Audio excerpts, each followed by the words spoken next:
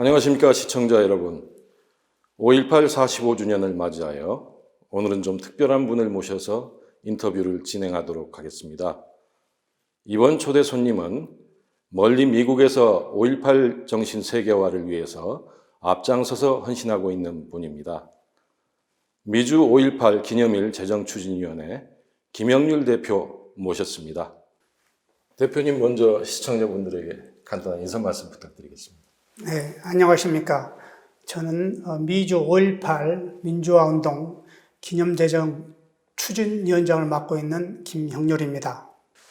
미주 5.18 기념일 재정추진위원회 대표 외에도 미주 한인상공회의소 총연합회 이사장, 그리고 김대중 재단 미주 중앙본부 회장도 맡고 계신 것으로 알고 있습니다. 네. 여러모로 많이 바쁘실 텐데 이번에 얼마 만에 모국에 오신 건가요? 사실 제가 작년에도 그 한상대회라고 있습니다. 네.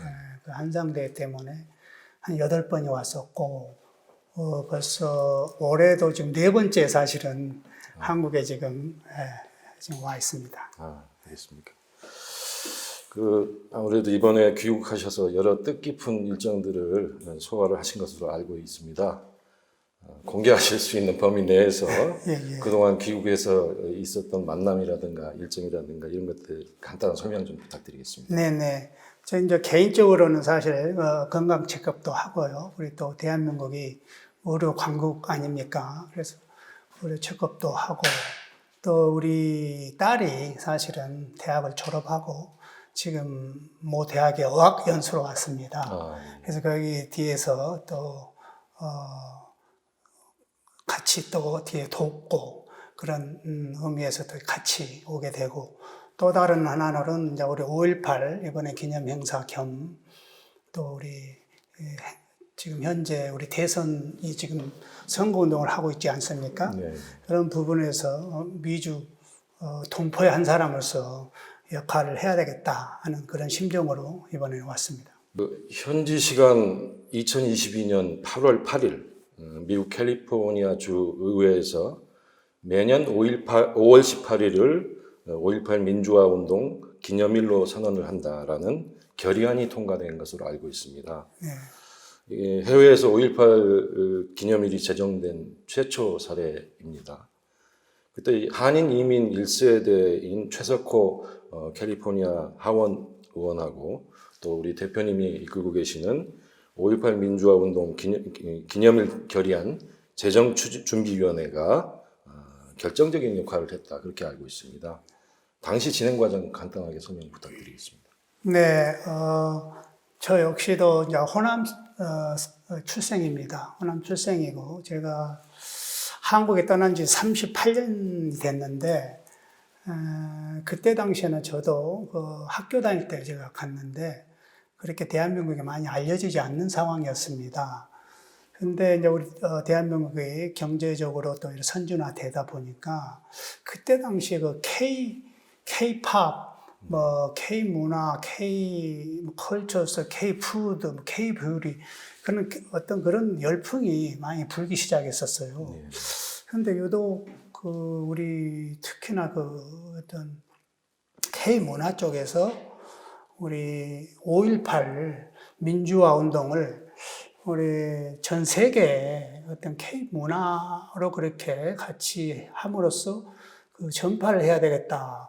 어떤 분이 이제 그런 제의를 저한테 들어왔어요. 그래서 저는 사실 미국에서 살면서 거기까지는 미치지 못하고 돕기는 내가 하겠다고 이제 그렇게 약속을 했는데, 그때 당시 상황이 사실 우리 진행자분도 아시겠지만은 우리 또 정치인들이 이렇게 이런 설명을 하자면은 2가지가 필요합니다. 네. 투표 아니면은 후원금인데, 네. 제가 캘리포니아주에는 투표권이 없습니다. 조지아 주에 살기 때문에. 그래서 결국은 이제 후원금으로 해서 그걸 통과를 시켜야 되겠다 하는 그 마음을 먹고 있었는데, 그 과정이 사실 쉽지는 않았습니다. 그래서 캘리포니아에서도 그렇게 민주화 운동 기념 재정일을 선뜻 나서서 하신 분들이 그렇게 많지가 않습니다. 네. 왜냐하면 그게 또 정치화하고 어떤 이념화하기 때문에 굳이 이걸 내가 해서 가시방석에 앉아야 되냐. 이제 그런 생각을 하신 분도 많기 있기 때문에 더군다나 또 해외에서 이걸 함으로써 또 더 어떤 부작용이 일어날 수 있다. 이제 그런 생각을 많이 하게 하고 또 대부분 그런 생각을 갖고 있었습니다. 그래서 거기에 한 분이 이제 사무총장을 하고 있었는데 그분이 캘리포니아에서 사실 찾지를 못하고 조지아에서 저까지 그걸 찾아왔습니다. 이 내용을 가지고. 그래서 그 상황 설명을 하면서 그때 최석구 의원이 공화당 그렇죠. 의원이었어요. 그리고 그분이 사실 나중에 알았습니다만은 광주 출신이더라고요. 공교롭게도. 근데 그분도 이런 내용을 갖고 설명을 하니까 북한군 소용이라고 그렇게 말씀을 하시더라고요. 그렇게 알고 있었고, 그래서 여러 가지 기록물을 갖고 설명을 하고, 그렇게 해서 이해를 함으로써 그분하고 이제 저랑, 물론 이제 캘리포니아에 그 사무총장분 한 분이 계셨었어요. 그분을 통해서 서로 접촉을 하고, 이거를 하는데 되게 5월 18일 날 이걸 행사를 시간을 맞춰서 하려고 했습니다만은 그 기간이 길다 보니까 8월 8일 날 그렇게 결론은 그렇게 최종 기념일을 통과를 시킨 그런 기억이 납니다. 그래서 그때 당시 저는 순수한 마음에서 이거를 시작을 했고, 제가 그때 당시 고3이었습니다. 5.18 항쟁 시기가. 그래서 그때 목포에 있었을 때 되게 무서웠고 또 뭐 전쟁이 일어난 줄 알았습니다. 그래서 그때 굉장히 무서웠는데 그러다 보니까 그 기억이 너무 선명해요. 그래서 이거는 뭐 제가 뭐 정치인도 아니고 동포의 한 사람으로서 이거를 전 세계에 알려야 되겠다는 생각. 그러고 그때 당시 5.18 이 민주화 운동을 전 세계화 하겠다는 그런 얘기를 들었었어요. 근데, 나중에 이렇게 내가, 체크업을 하고 보니까는 그 말은 있는데 실질적으로 어떤 진행사항이 없더라고요. 그래서 미국에서 민주화 성지인데, 민주주의 성지인 미국에서 제가 이걸 한번 하면은 굉장히 설득하는 데나 또 5.18에 어떤 왜곡을 하는 그런 분들한테 이것이 하나 일침을 가야 된다는 그런 어떤 생각으로 그걸 시작을 했죠. 최석호 캘리포니아주 하원 의원이 공화당 소속이라는 것도 저도 이번에 처음 알았습니다. 그래서 좀 속으로 의외다 싶었는데요. 그러면은 자연스럽게 다음 질문을 드리겠습니다.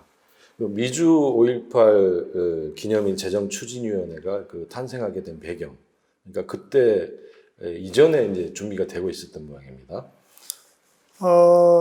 그 전에는 이 공식적인 그때도 사실은 가칭이었습니다. 왜냐하면 갑작스럽게 이거를 미국은 주가 50개 주여서 이걸 연방으로 이걸 만들려고 하면은요. 거의 2년 이상이 성과가 있어야 됩니다. 그래서 주 스테이트로 이걸 만들어야 되는데 갑자기 이걸 하다 보니까 실질적으로 이걸 캘리포니아 주에서는 이걸 할 수 있습니다만은 연방에서는 할 수가 없어요. 그래서 이걸 가칭으로 만들어서 이걸 하고 지금은 제가 non-profit organization으로 만든 이름이 5.18 그러니까 USA 5.18 파운데이션이라고 LLC로 지금 현재 만들어서 지금 3년째 이 재정팀으로 그걸 만들었어요. 그래 주에 정식으로 등록을 했고 지금 3년이 지났기 때문에 연방에 어디든지 할 수 있는 활동을 할 수 있는 등록 기관입니다. 오늘 인터뷰 시작 전에 잠깐 대표님하고 대화하면서 제가 그 부분을 말씀을 드렸던 것 같은데요. 사실은 민주인권의 가치를 상징하는 5.18 정신을 국내 차원을 넘어서서 세계화를 한다는 게 정말 쉬운 작업이 아닌데 이 그 캘리포니아 주에서 이 결의안이 통과된 게 첫 사례이고 그래서 굉장히 중요한 의미를 지니는데 아직 우리 국민들이 잘 모르고 있지 않습니까? 그래서 대표님이 앞으로 활동하시는데 많은 상황 지지 이런 것들이 필요하다고 생각이 되고요. 그러면 앞으로 계획은 어떻게 됩니까? 사실 이 5.18 민주화 운동 기념 제정이 벌써 2022년 8월 8일이니까 거의 3년째 접어듭니다. 네. 근데 이거를 제가 혼자 그때 당시에 혼자보다도 이렇게 같이 했는데 제가 이제 그 전체적으로 그 재정 지원은 거의 제가 이렇게 혼자 단독으로 하다 보니까 실질적으로 어려움이 많았습니다. 네. 그때 한 번은 되는데 이제 계속 지속적으로 가능을 해야 되는데 그 부분을 어떻게 풀어 나가야 되나 그렇게 많이 고민을 했습니다만은 이제 사실은 5.18 민주화 운동이 어떻게 보면 하나의 민주화 운동입니다만은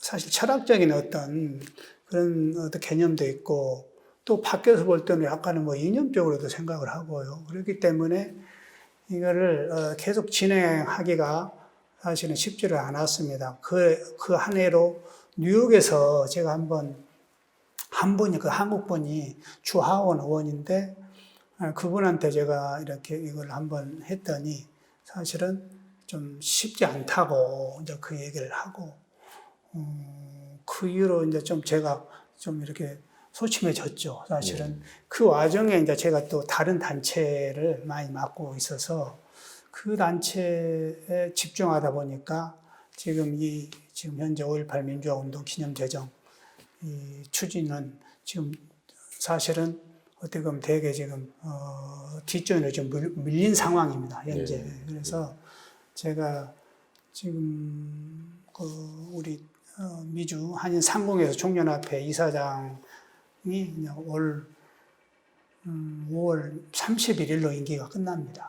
사실은. 그래서 너무 이제 또 이런 직책이 많다 보면은 또 그런 부작용도 있고 그래서 한 군데 집중을 하려면은 다른 또 직책을 끝나고 해야 되겠다 해서 지금 생각을 하고 있고 두 번째로는 뭐 또 정권 얘기해서 죄송합니다만은 윤석열 정권 때도 쉽지가 않았습니다. 제가 뭐 좌파로 그렇게 또 밀리고 그러니까 굉장히 그 어떤 테두리를 가다가 나서 저를 활동을 할 수 없는 그런 상황을 많이 만들더라고요. 그래서 그런 부분에서 쉽지 않았고 다만 이제 이번에 조금 제가 희망적인 제 생각은 만약 이번에 정권이 민주정권으로 다시 바뀐다면은 제가 좀 더 적극적으로 나서서 이 추진을 해야 되겠다. 저는 사실 그때 계획을 미국이 50개 줍니다만은 대도시 위주로 뭐 캘리포니아, 뭐 뉴욕, 애틀란타, 시카고, 달라스 그런 대도시 위주로만 해도 충분하게 파급력이 있다 생각하고 저는 또 유럽, 런던에서도 그 라인이 있어서 유럽도 하나는 좀 해야 되겠다. 이제 그런 생각을 사실은 갖고는 있습니다, 현재. 그래서 진행이 상당히 좀 슬로우하다는 거를 말씀드리고 싶습니다. 그 캘리포니아 주에서 결의안이 통과되면서 미국 의원들이 5.18 정신이 미국 건국 이념과 비슷한 부분이 있다라고 얘기를 했다고 제가 들었습니다. 맞습니다. 그래서 미국 정치권이나 주류 사회가 5.18에 대해서 어느 정도 이해도를 가지고 있는지 궁금합니다. 제가 전체적으로는 파악을 못했습니다만은 이번 그 3년 전에 이걸 재정 기념을 추진한 것에 대해서는 정치와 상관이 없이 이거는 5.18 민주화 운동 정신을 이거를 전 세계화하자. 그 유네스코도 이거 등록돼 있지 않습니까? 그렇죠. 그래서 그 부분에서 접근을 해야지 이걸 정치화 시키면은 이해관계가 있기 때문에 공화당, 민주당 이건 안 됩니다. 그래서 제 개인적으로 욕심은 이 정신을 보급하자는 네. 그 뜻에서 그것도 순수한 우리 그때 10일 동안 우리 광주 시민들이 순수한 정신으로 그렇게 독재 정권에 맞섰지 어떤 이해관계나 무엇이 있었습니까? 그렇죠. 전혀 없었다고 생각해요. 그래서 그 정신을 우리는 기르자는 뜻에서 제가 이거를 앞으로 미 정치인들이 또 해야 되고 또 이거를 그런 방향으로 끌고 나가려고 좀 생각을 하고 있습니다.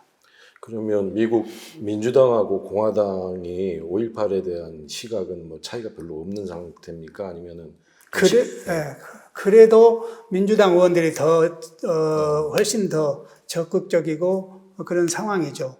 그렇지만 이 5.18 정신에 대해서는 공화당, 민주당 크게 차이는 나지 않다. 예.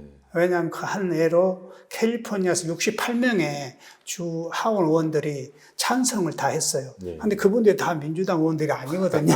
예. 그렇기 때문에 그런 부분에 대해서는 다만 그 정치적으로 우리가 또 해야 할 일이 있습니다. 이분들한테 후원도 해야 되고 예.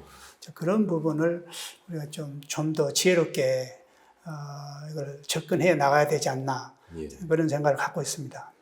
그 민주당하고 공화당 시각 차이가 크지 않다고 하니까 그나마 좀 다행스럽다 싶은 생각이 듭니다. 예. 그러면 이제 앞으로 유럽 쪽에도 이런 시도가 진행이 될 가능성이 있습니까? 네, 제가 우선은 미국의 대도시 위주로 하고 이 시너지를 유럽으로 가져가려고 이미 계획은 잡고 있습니다.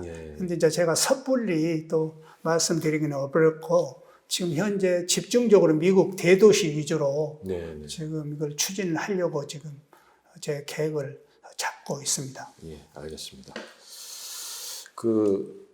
혹시 자녀분들이라든가 한인 사회 젊은이들이 갖는 5.18 민주화 운동에 대한 관심도는 어느 정도나 될까요? 제가 이제 단체장을 많이 저도 했다고 한 15년 정도 했습니다. 아틀란타 한인회 이사장, 상공회의소 이사장, 그 다음에 민주평통회장도 3번도 했었고, 그 다음에 이제 또 이 상공회의소 쪽으로, 우리 한상대회에도 많이 우리 대한민국 중소기업들 위해서 미국의 어떤 세계, 그러니까 어떤 경제 활동을 하게끔 판도 많이 깔았습니다만은 중요한 것은 우리 1세들이 중요한 것이 아니라 우리 1.5세, 2세대 그분들이 더 중요하다고 생각을 합니다. 근데 지금 이 5.18에 대한 이런 것은 어떻게 지금 생각하면은 역사 속에 많이 묻힌 그런 경향이 있는 것 같아요. 왜냐하면 특히 이걸 정치화를 많이 한 것 같고요. 예를 들어서 반대편에 서는 분들은 이거를 막고 이걸 또 우리가 팩트 위주로 진실을 보호하기에는 여러 가지 장애물이 있더라고요.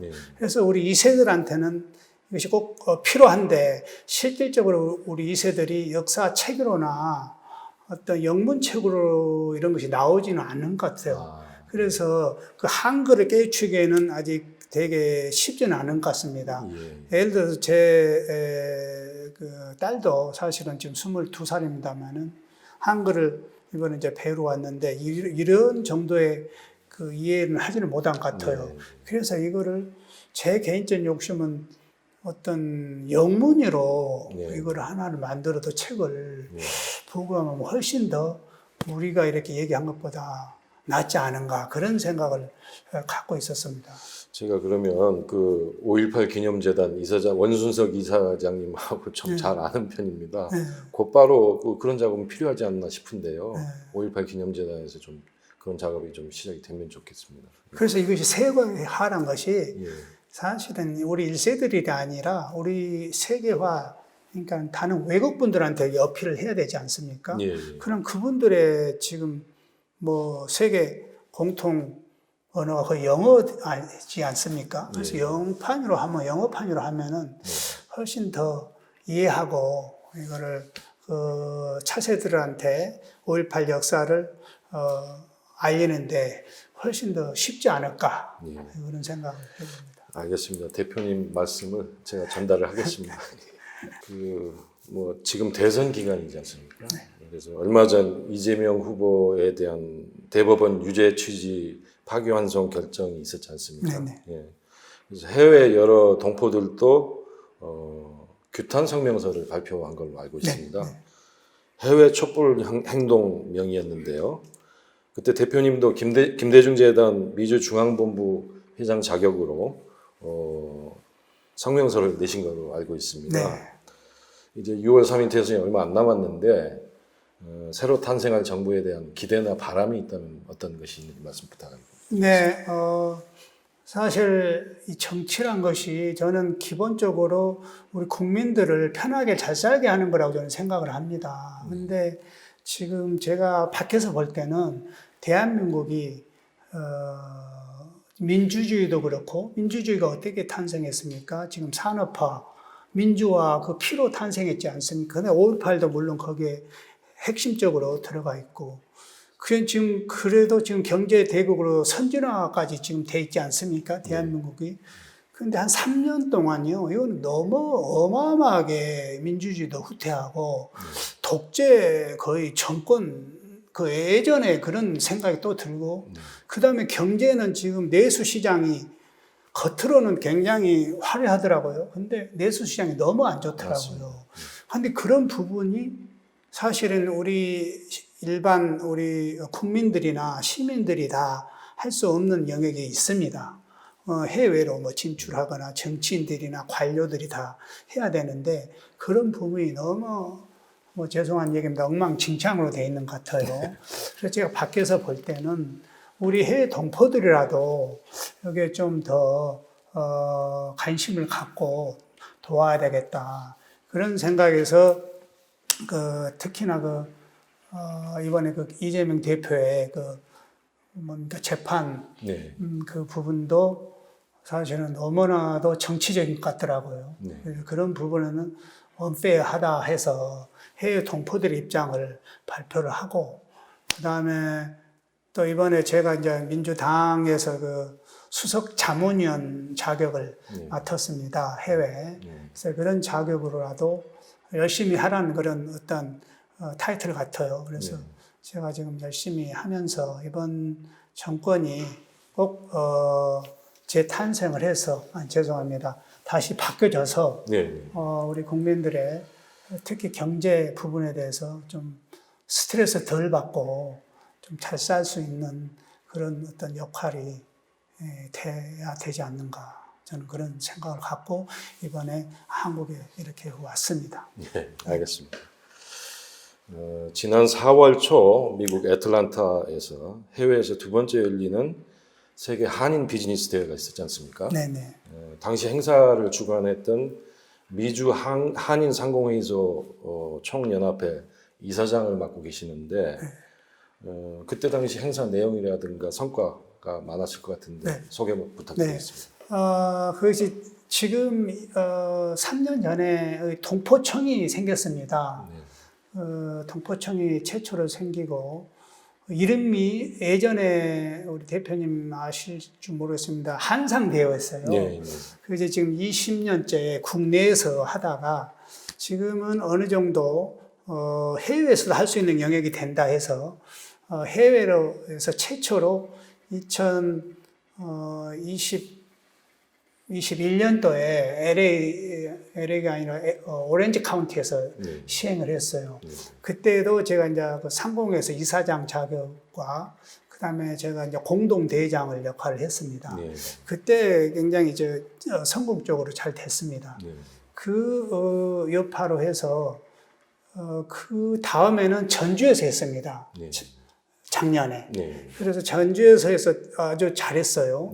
그 다음에 또 다시 해외로 가야 되는데 그 관례상 국내에서 한번 하고 해외에서 한번 하자는 그런 경연제로 그렇게 하자는 그런 동포청에서 의견이 있어서 지금 애틀란타에서 제가 공교롭게도 사는 동네에서 지금 했습니다만은 이번에도 우리 중소기업들이 지금 현재 내수 시장도 안 좋고 그리고 전주에서 보니까는 이 중소기업 물품들이요 어마어마하게 훌륭하더라고요. 저는 깜짝 놀랐습니다. 그 물품은 좋은데 판로가 없는 거예요. 네. 대기업들은 그런 판로를 스스로 다 자생력에서 개척을 합니다. 홍보도 하고 자본력이 있어서 하는데 이 중소기업들은 너무 안타깝더라고요. 네. 그래서 이거를 가장 뭐 해외 지역이 많이 있습니다. 미국이 그래도 저는 제가 살았던 국가가 아니라 가장 큰 시장이다 생각을 하고 거기서 아마 우리 중소기업 물품을 판로를 개척을 하고 거기서 네트워크를 시키고 어떻게 보면 경제 우리 영역을 넓힌 거 아닙니까? 네, 대한민국에. 그렇죠. 예. 그래서 그런 부분을 위해서 추진하자 해서 이번에 제가 공동 대장을 맡고 이번에는 공교롭게도 또 중소기업 중앙회 회장님 김기무 회장님이 대장을 맡았습니다. 네. 그래서 그 중소기업 인물도 많이 오셨고 400개 업체가 오셔가지고 400개. 예, 거의 한 5천억 불의 그 성과를 올린 걸로 제가 알고 있습니다. 그래서 그런 부분이 곧 세계화고 우리 대한민국이 잘 살 수 있는 어떤 그런 계기가 아닌가. 그래서 저 역시도 제가 뭐 거기에 내 비즈니스하고는 사실 상관이 없습니다만은 동포의 한 사람으로서 제가 그런 자리를 맡아서 유치를 해서 제 개인적으로는 만족을 하고 또 잘 앞으로 그 지속적인 그런 네트워크를 통해서 우리 중소기업이 많은 분들이 해외로 좀 많이 좀 경제 영역을 넓혔으면 하는 그런 바람입니다. 그 애틀랜타가 있는 조지아주에도 우리 국내 대기업들이 많이 가 있지 않습니까? 예. 그 기업들도 이번에 참가를 했습니까? 그 기업이 한 지금 현재 제가 알기로는 280 업체가 와 있고 특히 대기업 이번에 뭐 현대, 기아, 하나큐셀, 뭐 SK, LG 거의 대부분이 주에 어마어마하게 그렇죠. 와 있고 거기에 또 부수적인 그 기업들이 어마어마하게 와 있습니다. 지금 그래서 지금 미국 전역에서 가장 핫한 지금 도시가 아틀란타입니다. 그렇죠. 그래서 그런 부분도 우리 국내에서 좀 알아줬으면 좋았다 그런 생각이 하는 것이 베네핏을 많이 줍니다. 대기업한테 땅도 그렇고 세금도 그렇고 또 노동력도 그렇고 그러면 대기업들은 실질적으로 그런 환경이 좋은 데로 가고 그렇죠. 그래 가지 않겠습니까? 근데 우리 국내 시장 이제 그런 건 좀 참고를 해서 그렇게 했으면 좋겠고요. 그리고 그런 어떤 혜택 때문에 많이 조지아주로 또 오고 있고 지금 아주 성공적으로 하고 있고 그래서 우리 아틀란타도 한인 인구가 15만 정도 현재 되고요. 동남부 쪽으로 하면 거의 30만 정도가 됩니다. 그래서 그런 부분에 대해서 시너지 효과도 훨씬 더 지금 낼 수 있고 그래서 아틀란타도 지금 많이 3대 도시로 지금 변모를 했죠. LA, 뉴욕, 아틀란타. 그래서 우리 대기업 진출도 많이 하고 중소기업도 같이 그렇게 많이 왔으면 더욱 좋겠다. 그런 생각을 갖고 있습니다. 아무래도 그 중심에 우리 회장님이 계실 것 같은데. 아이고, 과찬의 말씀이고, 제가 거기서 38년 살다 보니까, 뭐 자연스럽게 제가, 거의 동네 분들은 거의 알죠. 15,000명 인구 때 제가 시작을 해서, 지금 15만이니까 거의 한 10배 늘었습니다. 그래서 제가 오래 살다 보니까 자연스럽게 그런 뭐 역할도 좀 하게 되고 또 거기에 대한 또 내 그 보이지 않는 책임감이나 그런 또 역할도 좀 해야 되겠다는 그런 생각이 자연적으로 들어서 역할을 지금 하고 있습니다. 알겠습니다. 그 전남 신안에서 태어나셔서 1987년 국내 대학 재학 중에 미국으로 유학을 가셔서 미국 서던 일리노이 대에 건축학과 유학을 가셨다가 정착을 하셨다. 제가 그렇게 알고 있습니다.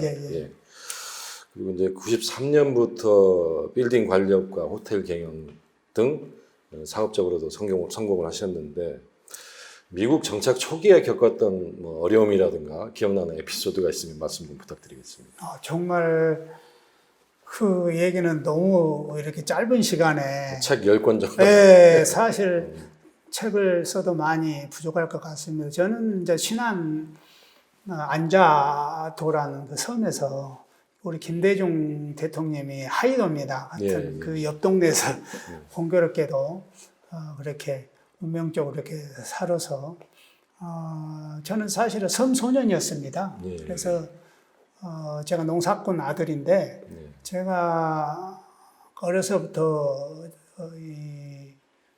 뭡니까 시골에서 섬에서는 못 살겠다는 그런 생각이 들더라고. 그래서 항상 육지를 동경을 했고 그렇다고 내가 뭐 금수저도 아니었고 내 뒤에 돌아보면은 바닷가밖에 없었어요.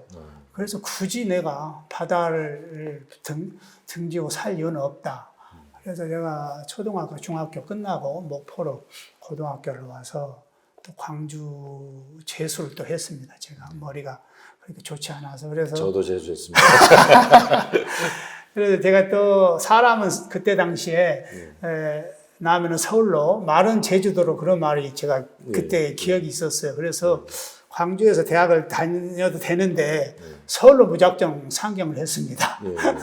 그렇다고 제가 뭐 집안이 풍족해서 간 것도 아니고 스스로 내가 하자 해서 그렇게 가다가 그때 당시 정권이 그렇게 군사 정권이어서 이 앞날이 보이지가 않더라고요. 그래서 전부 안개 낀 앞날이 보이지가 않아요. 그래서 두 나라를 택했었죠. 중국 아니면 미국으로 택했는데 그때 왜냐하면 공교롭게도 북방 정책이 막 시작돼 있었어요. 노태우 정권 때.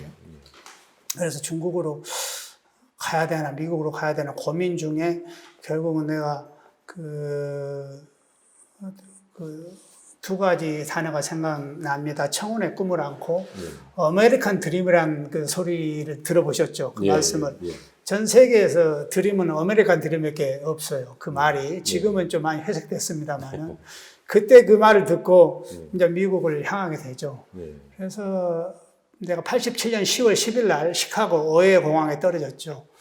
그래서 그때 새벽에 떨어져서 버스를 타고 센트루이스를 거쳐서 센트루이스에서 서던 일리노이로 또 그렇게 한 거의 10몇 시간을 탄 것 같아요. 그때. 그래서 우스갯소리로 그때는 그 안기부에서 방공교육을 받고 왔습니다. 받고 보내요. 그래서 너무 그냥 차를 타고 많이 가길래 이거 혹시 우리 또 다른 데로 끌고 간 거 아니냐고 그런 우스갯소리로 그렇게 했습니다만은 거기서 참 문화 차이도 많이 느낀 것이 미국이 너무 어마어마하게 넓다는 걸 느꼈어요. 그래서 첫 번째 이제 그래서 꿈을 펼칠 수 있는 그런 기회는 생기겠다 그런 생각을 가졌고 다만 이제 거기서 그 문화 충격이 많이 있었죠. 제가 이제 기숙사에서 살았는데 제가 내 룸메이트가 하나 있었는데 주말 되면은 걸폰을 데리고 와서 자고 그런 막 문화적인 충격에 내가 잠 못 자고 밖으로 나간 기억도 있고요. 또 친구하고 룸메이트가 있었는데 친구랑 같이 자다가 또 쫓겨난 얘기도 있었습니다. 그래서 나중에 보니까 뭐 우리를 환영한 것이 아니라 그 개인 줄 알고 그렇게 신고를 해서 교수가 찾아와서 뭐 그런 어떤 에피소드 그리고 음식이 너무 먹고 싶어서 라면을 그때 뜨거운 물이 없어서 화장실에 그 목욕 뜨거운 물을 섞어서 그걸 먹는 기억도 나고요. 왜냐면 김치가 그리워서요. 그때는 기숙사에 들어가자마자 그 미국 음식을 먹기 때문에 저는 시골 출신이라 김치하고 밥만 있으면 먹었는데 도저히 여기서 너무 힘들었었죠. 그러다가 이제 아틀란타로 제가 오게 됐죠. 왜냐면 집에서 학교를 한참 다니고 있는데 재정이 어려우니까 돌아오라고 이렇게 하더라고요. 그런데 저는 이제 돌아올 수가 없는 상황이었죠. 왜냐면 우리 학생들이 60명이 배웅을 나오고 김포공항에 그때 당시 교수들도 잘하고 성공을 하라고 돌아왔는데 중간에 오면은 어떻게 보면은 패배자 같은 느낌이 들어서 제가 홈레스가 되더라도 미국서 생활을 하자 그런 각오를 하고 여기서 두 가지 다 이루를 하려고 했는데 도저히 제가 할 수가 없었습니다. 그래서 하나를 포기해야 된 것이 결국 학교였죠.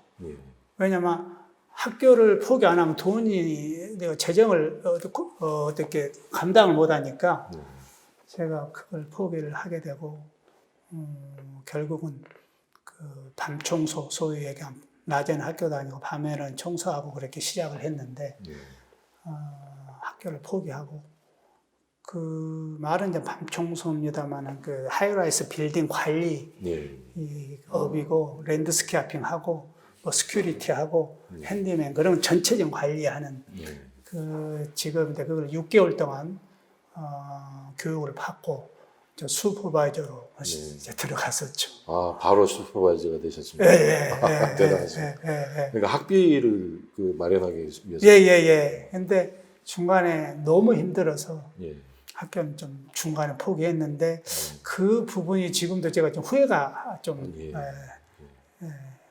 그 언어적인 부분은 뭐 어려움 별로 없으셨습니까? 그때 당시에 힘들었죠. 그러니까요. 네, 너무 힘들었고 그래서 왜 그 빌딩 슈퍼바이저 들어갔냐면 일을 열심히 해서 줬대요. 나는 몰랐는데 한국 분들은 제가 관리한 분들이 한 50명 됐었어요. 한국 분들이 대부분 말을 안 합니다. 왜냐하면 영어 소통이 안 되기 때문에 그래서 일만 하고 나가요. 그래서 거기에 있는 그 미국 분들이 너무 조용해서 좋다고. 왜냐하면 그 미국 분들이 하면은 전화도 하고 시끄럽고 말도 하고 그러는데 우리 한국보다 말 없이 일만 잘하고 간다고. 속내를 모르고. 그래서 그것이 어떻게 보면은 전화위복이 돼서 일을 계속 이거 어카운트를 늘려가게 됐었죠. 그러니까 대표님이 그 빌딩 관리업으로 시작하게 된 계기가 그때. 네, 그때였습니다. 그래서 처음에는 하청업으로 들어가서 워낙 그 신뢰를 많이 제가 쌓은 것 같아요. 저는 이제 그런 어떤 비즈니스 마인드를 몰랐고 일을 열심히 했죠. 그때 어떻게 보면 순진한 마음으로 일을 했는데 미국 그 원청들이 보기에는 열심히 하니까 아무 뭐 컴플레인 없이 계속 회계를 잘 되니까 계속 일을 주는 거였어요. 그래서 그거를 계속 늘려나갔죠. 저는 돈 보고 한 것이 아니라 일을 주니까 계속 늘려나가다 보니까 어느 날 갑자기 많은 그런 빌딩이 저기 관리하게 됐고 지금은 그래도 한 종업원이 한 2,000명 이상 되고 관리 빌딩도 한 800개 이상 된 것 같습니다. 지금 그 호텔도 지금 운영하고 계시고. 이제 호텔은 한지는 얼마 안 됐습니다만은 제가 이 빌딩 관리도 사실상 그 무형 어떤 그 유형이 아니라 서비스업입니다. 그래서 제가 그 몇십 년 동안 서비스업을 하다 보니까 호텔도 사실은 서비스업이라고 저는 생각을 합니다. 왜냐하면 투숙객들을 편안히 모시고 그래서 자고 또 다른 어떤 일정을 볼 수 있는 것이 어떤 호텔업의 그 기본이라고 생각을 해서 제가 다른 것도 물론 제조업도 할 수 있고 그렇습니다만 제가 했던 것이 서비스업이기 때문에 그쪽으로 한번 컨셉을 한번 잡아서 저는 호텔 호자도 몰랐습니다. 사실은. 그래서 그거를 한번 해보자. 그런데 주위에서는 다 반대를 했죠. 좀 알고 해라. 근데 저는 잃을 것은 없었죠. 사실은 맨몸으로 시작했으니까 뭐 저는 건강만 하면 괜찮다고 하고 제가 뭐 호텔업에 뛰어들어서 지금 아틀란타에서는 그래도 한인타운에서 벗어났습니다만 다 주류 시장으로 지금 그 타겟을 잡아서 한 1시간 떨어진 데 있습니다만 지금 잘 운영되고 있습니다. 앞으로도 뭐 사업적으로도 많이 더 성취를 이루시기를 기원합니다. 네, 저도 열심히 해서 좀 더 열심히 해서 우리 대한민국에 좀 더 또 한 동포로서 좀 애국하고 싶은 마음이 큽니다. 그 지금까지 진행하고 있는 이 인터뷰 코너 이름이 미래 세대에게 희망을 줄여서 미세이인데요. 그러니까. 그 대표님이 미국에 정착해서 사업적으로 성공을 하고 또 여러 가지 아까 쭉 그 말씀하셨던 그런 활동들을 적극적으로 하고 계시는데 이렇게 진행되기까지 혹시 좌우명이라든가 어떤 그 각오가 있으셨다면 어떤 것들이 있었을까요? 네, 제가 얼마 전에 그 전북대에서 CEO 강연을 했습니다. 네. 제 어떤 좌우명을 떠나서 제가 그 청소년들한테 네. 제가 그때 당시에 갈 때 가장 후회스러운 것이 제 멘토가 없었어요. 네. 제가 스스로 개척하고 스스로 방향을 잡고 하다 보니까 실질적으로 여기서 서울 가는데 고속도로를 타면 되는데 저 부산으로 돌아서 이렇게 가는 느낌. 네. 그래서 멘토를 꼭 만나기를 우리 청소년한테 얘기하고 싶고 제가 또 그런 역할을 감히 좀 했으면 좋겠다 하는 생각이 들고 그 다음에 도전 정신. 네.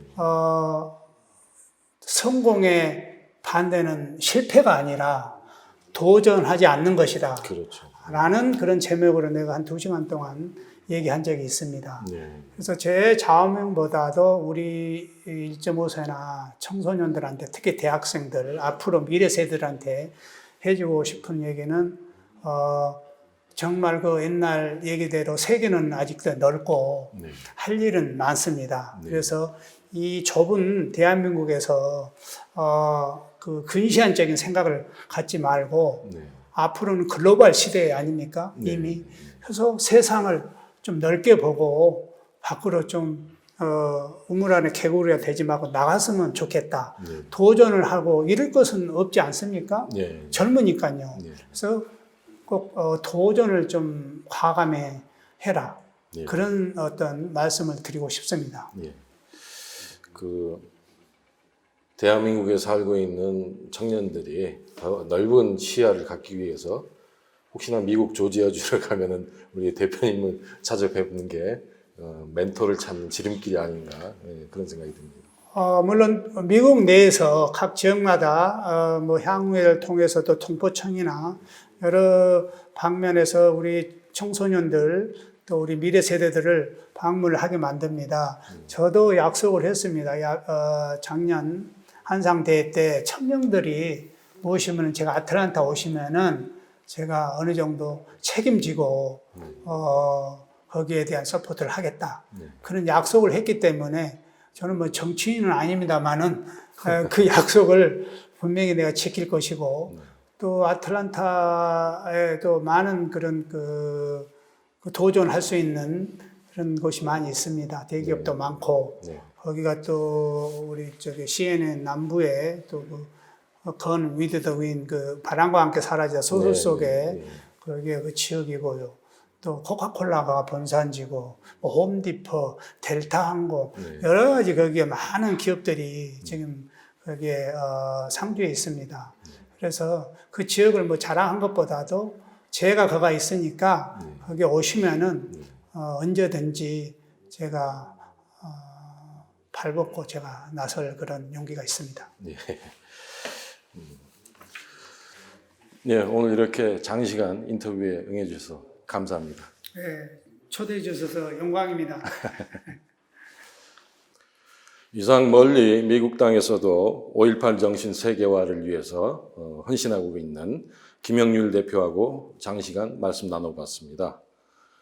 해외 동포들의 조국에 대한 뜨거운 애정, 그리고 민주, 민권, 한민족 공동체의 가치에 대해서 다시 한번 확인하는 시간이었습니다. 이제 6월 3일 대선이 코앞으로 다가왔습니다. 5.18 정신을 계승하여 민주공화국의 새날을 활짝 열기 위해 꼭 투표에 참여하자는 말씀을 드리면서 오늘 인터뷰는 이만 마무리하도록 하겠습니다. 끝까지 시청해 주신 시청자 여러분 감사합니다. 안녕히 계십시오.